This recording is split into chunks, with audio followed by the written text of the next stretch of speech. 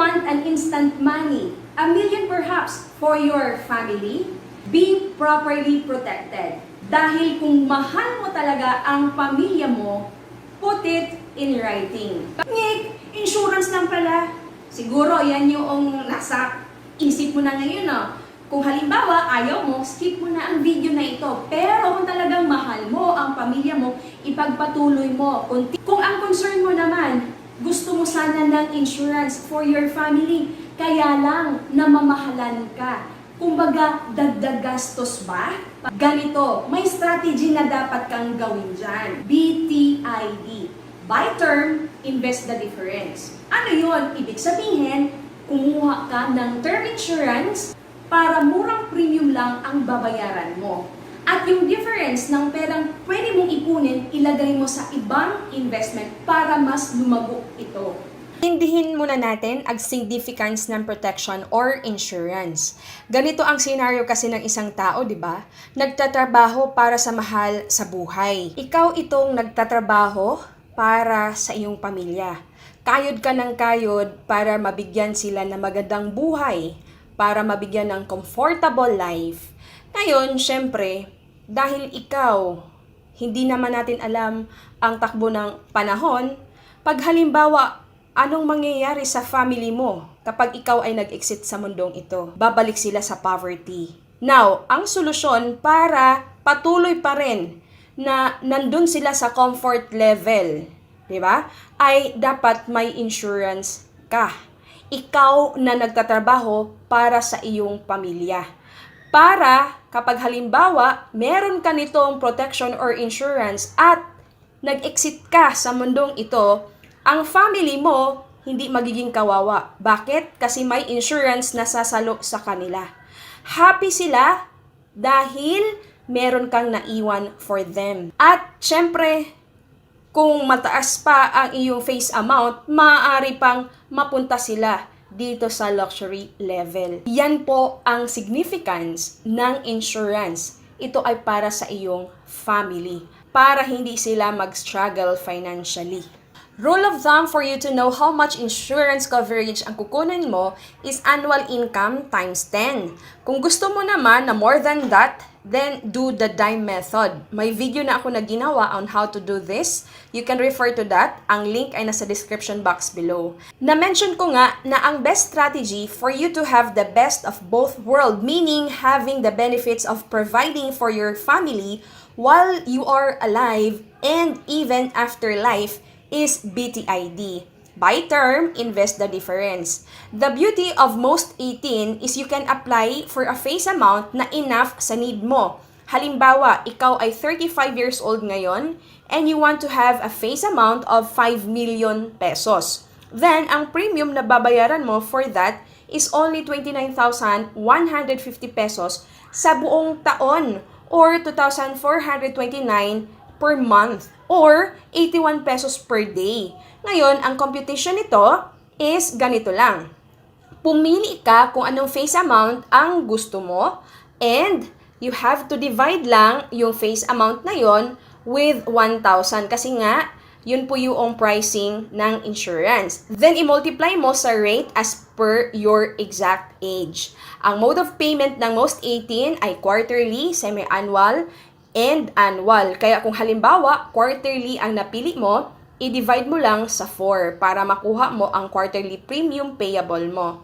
Meaning ba 18 years kang magbabayad nito? Yes, kung premium lang ang hinuhulog mo. Pero dahil nga multiple options super term ito, meaning may death and living benefit. Paano? Ganito yan. Upon your application kasi, may required savings and investment component called Premium Deposit Fund of 6,000 pesos on top dun sa desired premium mo. What makes Manila Bankers Life Most 18 unique is that you can choose to pay more than your annual premium. And yung excess cash that you pay will go to PDF or Premium Deposit Fund. Ito yung part na invest the difference. The PDF is like a savings account. You can put more money there anytime you want, and you can also withdraw your money from it anytime you need it. But better than a savings account, The amount in your PDF can also earn additional cash for you because the company can invest it for you. For example, doon sa face amount na 1 million pesos for age 30, ang annual premium ay 5,710 pero sa buong taon, nakapag-contribute ka total of 20,000 pesos. For example lang, so yung excess na 14,290 ay mapupunta sa investment account called PDF. The following year, because you have 14,290 in your PDF, hindi mo kailangang bayaran ang premium mo na 5,710 kasi nga mag-o-autopay galing sa iyong PDF fund. Dahil investment itong PDF, if maganda ang market at mas lumaki pa kasi wala naman pong ceiling ang magiging return mo sa iyong PDF.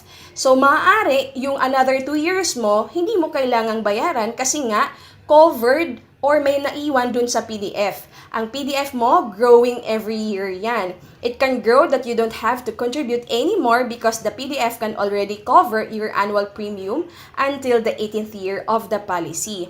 For the first year only, there's an additional one-time policy fee of 500 pesos. So you can top up your PDF anytime like depositing sa bank accounts mo and pwede mong i-withdraw ang PDF money mo at least after a year kang maghulog without charges. Maximum of 3 withdrawals in a year para wala kang charges. And yung minimum na mari mong i-top up or i-deposit sa PDF mo is 1,000 pesos. Kaya kung ikaw, balik tayo dun sa first example na 5 million na face amount, ang annual premium ay fixed na 29,150. Pero dahil nga halimbawa, nakapag-contribute siya more than, let's say, 50,000 or 100,000, ang excess ay mapupunta sa kanyang PDF or investment account. Yung nabanggit ko na death and living benefit ay ganito yan. Halimbawa, nakunwood, nag-exit ka sa mundong ito, whatever amount ng PDF mo plus ang face amount ay matatanggap ng pamilya mo. But if you live too long naman, ang living benefit is that you can withdraw your pension through your PDF every month or every year. It's up to you. Kaya if you want to create your own proposal at nais mong malaman how much ang babayaran mo, you can do that.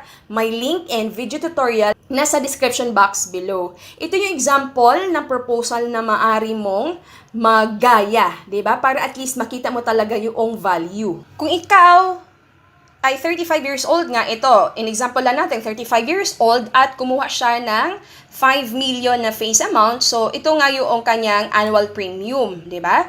So, 29,650 yung kailangan niyang ibayad for yung first na payment niya. So, kasama na dito yung 6,000 na initial for the PDF and of course, yung policy fee na 500.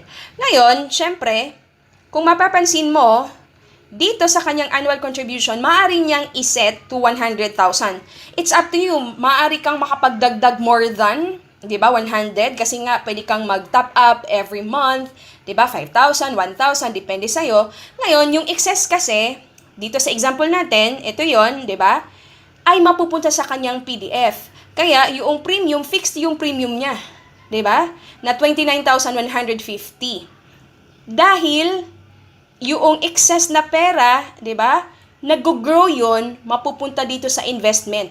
Kaya kung halimbawa may nangyaring masama, 'di ba? Along the way, ito yung merong or ito yung makukuha ng family. For example, 'di ba? On the 8th year, nakunwood.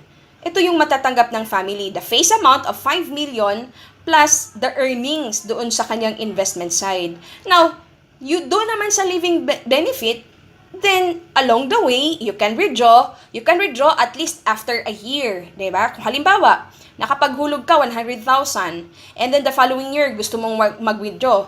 So, ito yung amount na maaari mong i-withdraw. At least, siguro 50,000. Tapos, the following year, doon ka, babawi ka na naman, maghulog ka na naman. So, yung excess, diba? Doon yung napupunta doon sa iyong PDF amount. Take note lang, na yung total na maaari mong i-top up for your PDF is hindi tataas doon sa iyong coverage amount. So, ang total mo lang na dapat na contribution dito is nasa 4,999,000, di ba? Hindi dapat to lalagpas ng 5 million, okay? So, yun yung kaigihan with most 18 kasi nga, ito yung buy term, invest the difference strategy na maaari mong gawin. I hope you find this video informative. If you do, kindly share this video to your families and friends para sila din ma-aware of this strategy na buy term, invest the difference. And if you want to learn more about proper way of investing or ng financial education, maaari kitang turuan o maten ka lang sa ating free live webinar